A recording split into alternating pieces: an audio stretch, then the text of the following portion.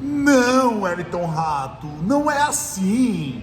Olha eu aqui, galera, parafraseando o Theo José, porque, não dá pra acreditar que o Wellington Rato perdeu aquele gol, né, amor? Amor, o São Paulo venceu por 2-0. Também assim, sabe? Não. Muita reclamação. Não. Tava só ele e o gol, velho. Não tinha nem zagueiro, nem goleiro, nem nada na frente. E outra coisa, ele perdeu um outro gol também que poderia ter feito 2-0 contra o Ituano, lá na Copa do Brasil. Então já é a segunda vez que ele perde, cara. Não pode, velho. O cara fez o gol que classificou o São Paulo, na Copa do Brasil. Vocês vêm reclamar? Não dá, gente. Depois a gente conversa sobre o saldo do Campeonato Brasileiro. Mas que vitória contra o Inter, hein, meu amor? Que jogaço, esse jogaço contra o Inter. O São Paulo precisava de uma vitória dessa dentro de casa com esse público. Olha, eu vou falar um pouquinho aqui do que eu achei. Um São Paulo completamente diferente do que vinha vindo. Eu acho que assim, foi um jogo completamente diferente do que contra o América, aqueles 3-0. Contra o América venceu, mas a gente ficou meio assim, né? Venceu, mas podia ter tomado o gol. O Rafael pegou muito, mas nesse jogo contra o Inter ali, a zaga, o meio do São Paulo, o volante. O São Paulo teve o controle das principais ações dentro do jogo e soube manter um nível de atuação. Como esse nosso primeiro assunto é sobre essa vitória magnífica, porque foi uma vitória magnífica, já que desde junho do ano passado, né, na última vitória que o São Paulo teve 1-0 contra o Palmeiras aqui no Morumbi, pela Copa do Brasil, foi uma das últimas vitórias, né, contra times, vamos dizer, do mesmo escalão ou da mesma prateleira dentro do Campeonato Brasileiro ou da Série A. Voltar a vencer times dessa grandeza, dessa importância e ainda mais tendo uma atuação segura, né, não vencendo de qualquer maneira, isso faz muita diferença. Muito controlado, muito coordenado as ações do time, que eu acho que é como o Dorival falou na coletiva, né, galera? Os jogadores estão procurando entender e, estão se esforçando para poder executar. E aproveitando, né, o que o Gustavo falou do controle do jogo, a gente veio na partida, a gente veio no jogo, o que o Arboleda e o Beraldo, né, faziam ali na defesa, dois monstros, pelo menos assim, na partida contra o Inter, eu enxerguei dois monstros que ajudaram muito aí na defesa e para o São Paulo conquistar essa vitória importantíssima, né, amor? Eu também enxerguei os dois dessa maneira. Claro que o Arboleda já é um zagueiro, né, renomado e muito bem estabelecido na posição dentro do São Paulo, com certeza um titular absoluto.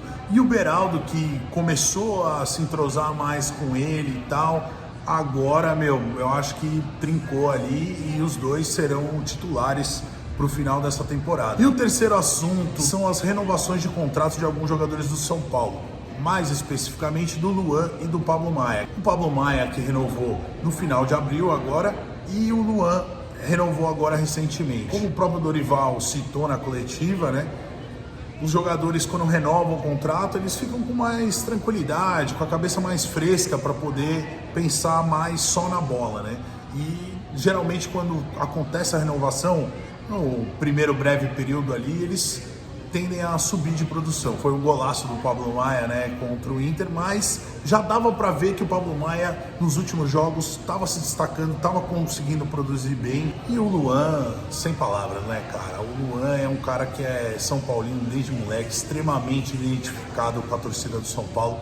Todo mundo gosta dele. O Dorival, ele chegou e ele tá aproveitando mais os dois, né? Tanto o Pablo Maia como o Luan. Apesar do Luan não ter sido titular nos dois últimos jogos, o Luan entrou, né, na partida e acabou, né, resolvendo essa questão da renovação dele, que durava assim 6 meses mais ou menos. Então acho que são dois jogadores aí que vieram da base, que são, tem a cara do São Paulo, né, vamos colocar assim. Pablo Maia, fez esse golaço, né? Pablo Maia fica até 2027, pelo menos pelo contrato, e Luan até 2026, e a gente na torcida aí para que eles tenham anos e anos pela frente aí vestindo a camisa do tricolor. Vida longa com a camisa do São Paulo. E o nosso quarto assunto é a maratona de jogos que vem pela frente, né? O São Paulo tem agora 3 jogos fora, tem o jogo contra o Fortaleza fora de casa, clássico contra o Corinthians fora de casa, jogo contra o Sport lá em Recife, depois jogo contra o Vasco pelo Campeonato Brasileiro aqui no Morumbi. Pra gente a maratona começou já contra o Inter, né? Um jogo dificílimo. Já começou e já demos o primeiro passo no rumo certo, né? Como diz o Dorival, que é o rumo das vitórias. Para que essas vitórias continuem, você tem que saber dosar muito bem, né? Em qual momento desses jogos você vai colocar mais intensidade, em quais jogos que você terá os principais jogadores, né? Para poder ter mais chance de vitória. Então tudo isso eu acho que faz muita diferença e o Dorival vai ter que ter muito tato para conseguir, né, manter essa sequência de invencibilidade em todos esses jogos, que fora de casa é sempre mais difícil. Eu penso o seguinte, né?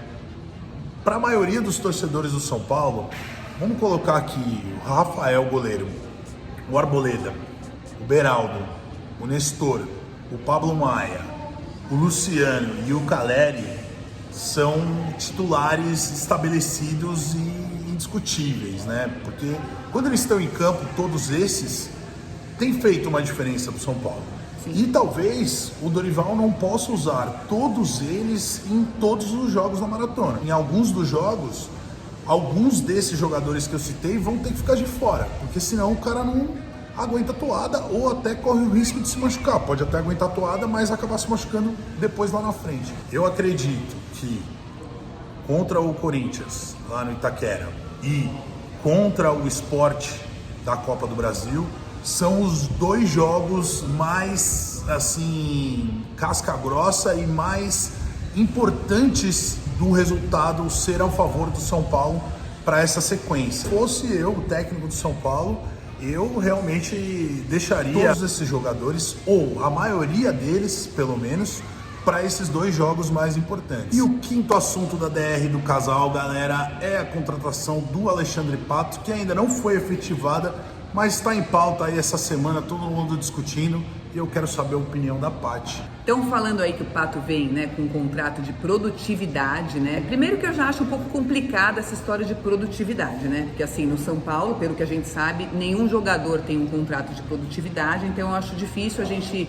pegar dentro de um elenco com X jogadores, você colocar um jogador com contrato de produtividade. Aí vai chegar outro e vai falar, pô, mas o cara ali também tá com contrato de produtividade e eu, entendeu? Que fiz o gol aqui. O que acontece? Sabe? Eu acho que não sei se funcionaria, tá?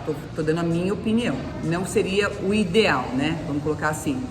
Estão falando aí que o Pato viria sem receber, porque ele quer muito jogar. Também acho assim, gente, quer vir sem receber, nossa, quer jogar sem ganhar nada, então venha, né? Assim, se é um desejo dele de jogar, né? Que eu acho difícil isso acontecer.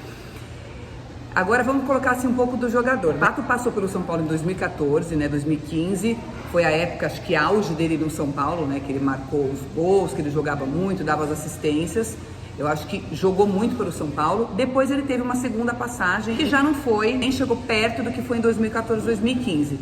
E agora, gente, ele tá desde julho de 2022 sem atuar. Passou por uma cirurgia no começo do ano, agora em fevereiro, e tá se recuperando no CT. Eu torço muito para que se o Pato venha pro São Paulo, dê certo, que faça muitos gols, mas eu acho muito difícil isso acontecer. Eu acho que assim, não é o momento ideal para ele chegar no São Paulo agora. Eu acho que ele não tá no auge da carreira dele, né? Bem diferente disso, longe disso. A gente fica com essa interrogação. Na minha opinião, em relação a um dos assuntos do que a Paty falou, é um pouco ainda mais severa, mais cética. Ele vir pro São Paulo dessa maneira como estavam falando, de graça, eu ainda acho pior do que o contrato de produtividade. Porque o São Paulo Futebol Clube não é um clubão, não é um lugar que você pode chegar lá, ir lá e jogar a hora que você quiser, entendeu? Não é porque você é ex-jogador ou ex-ídolo, você pode chegar lá e jogar a hora que você quiser. Pô, é um clube profissional de futebol. Pra mim, o Pato é um ex-jogador. O Pato não é um jogador de futebol do futebol atual, ele é um ex-jogador que tá tentando retornar pros gramados. Mas eu não gostaria que ele tentasse retornar no São Paulo. É claro que no São Paulo, ele, Alexandre Pato, teve momentos totalmente diferentes do que ele teve na carreira dele em qualquer outro clube. Então, pô, ele com a camisa do São Paulo, ele realmente brilhou muito em muitos momentos. Mas, em termos de aplicação, de dedicação, de união de grupo, ele nunca foi um jogador, né, com essas características. Deixar aqui claro mais uma vez que eu torço muito para que se ele venha, dê certo, é claro. A gente é São Paulino, a gente ama o São Paulo e a gente vai torcer sempre pelo bem do nosso time. Então vamos ver, né, como é que vai ficar essa novela aí do Pato, se ele vem, se ele não vem. Torcendo aí por uma vitória na quinta-feira contra o Fortaleza. Se inscrevam no canal, deixe seu comentário. Vamos, São Paulo! Vamos, tricolor!